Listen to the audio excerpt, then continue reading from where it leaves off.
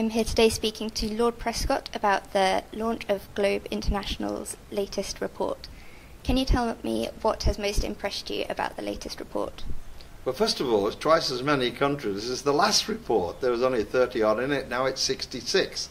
The second thing is that all these countries are following through what was agreed at Doha, that they should all develop some kind of legislation, climate, and they've done that.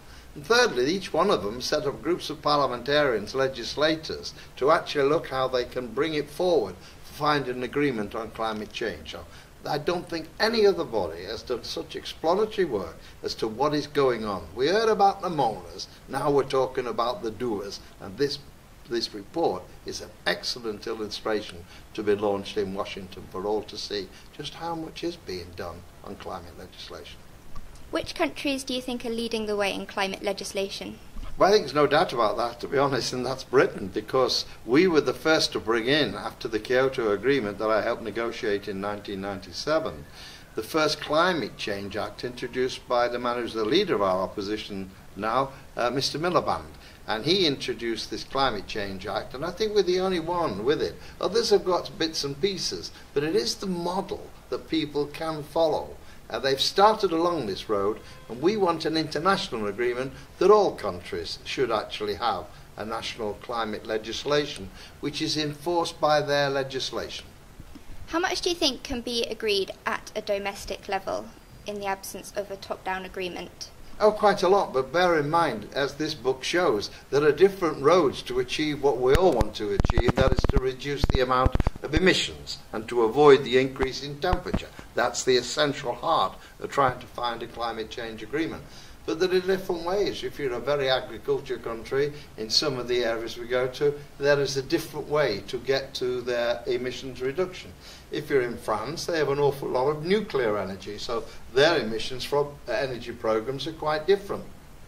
But we all set targets, and we all set to achieve it, but we want them to be enforced by statutory legislation in a national framework. Now, that's quite different from Kyoto, where you had a global one.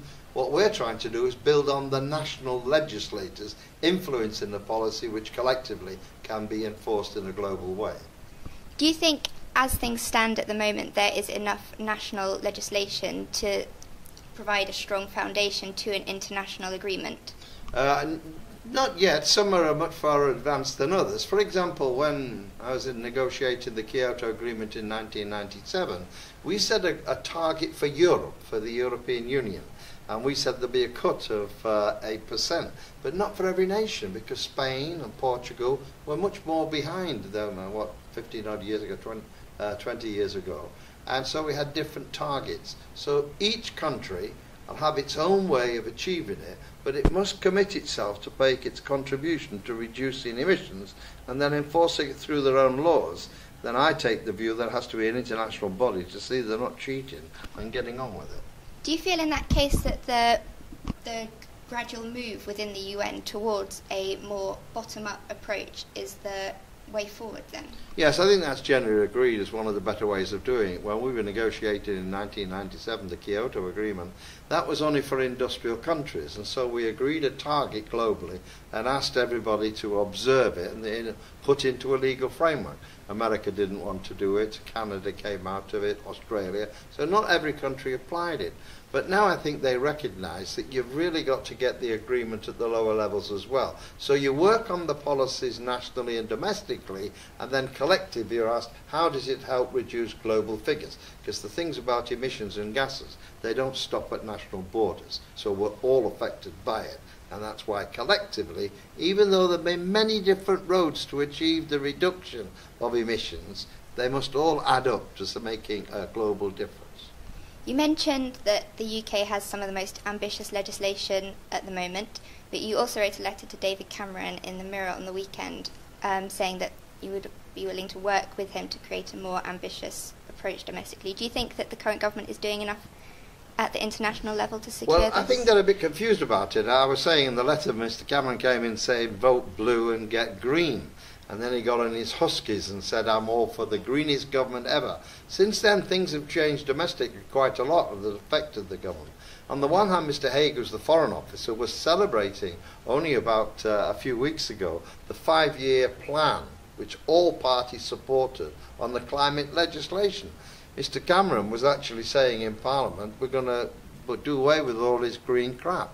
Now, I don't think they can make up their mind, are they going to be the greenest government? But we have the piece of legislation. We can still lead the world on it. And I was saying to Cameron, and it was echoing the call of Mr. Billerman, who said, look, the Flids have shown us we want much more political consensus to work together.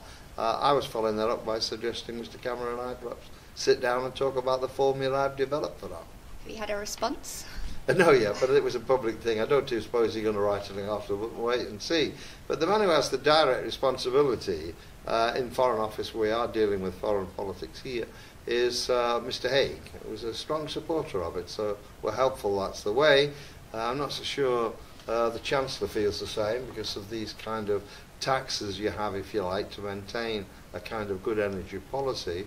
And we've got ministers who are effectively saying they don't believe in the green and they're in charge of the environment. The energy minister's saying, yes, I do. It's not a very good signal, so let's work together and find the common occurrence, as we've had in the last few years in supporting this special climate change legislation.